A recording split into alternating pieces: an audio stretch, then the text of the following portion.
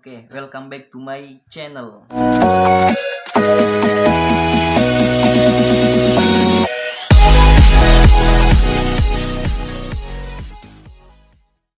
Oke, di video kali ini gua akan mereview sebuah buku dari minggu-minggu kemarin ini gue sering baca.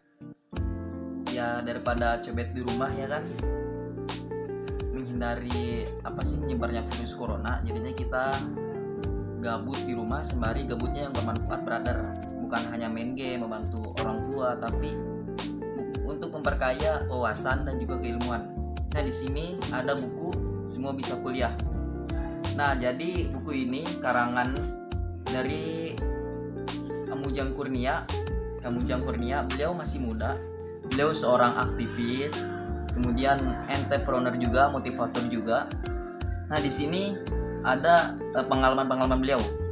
Pertama dari OSIS, kemudian Rohis, Pramuka, Paskibra, kemudian Fosai, KES, dan ada beberapa lagi organisasi-organisasi yang beliau ikuti.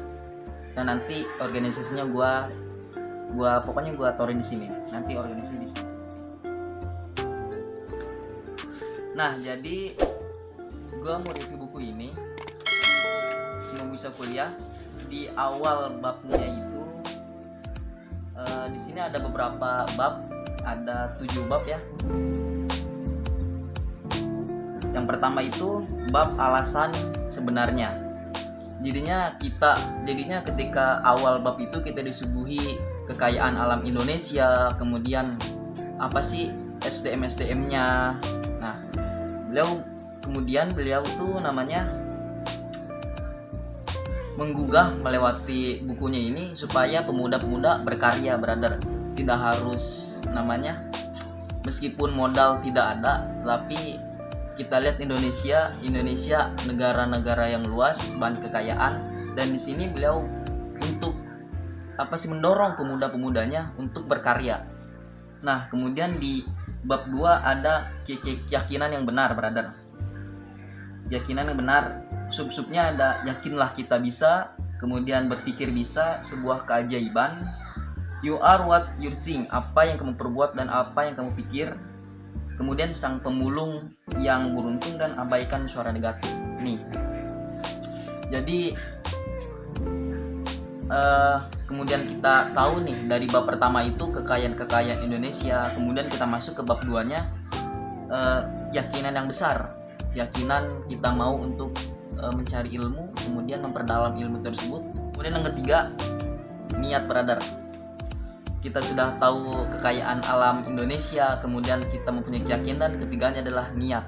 Tanpa adanya niat, tanpa kita gerak, tanpa dilandasi dengan niat, itu semua akan ambiar. Jadi penulis ini menganjurkan kita untuk selalu melandasi semua hal perbuatan kita dengan niat yang bagus gitu.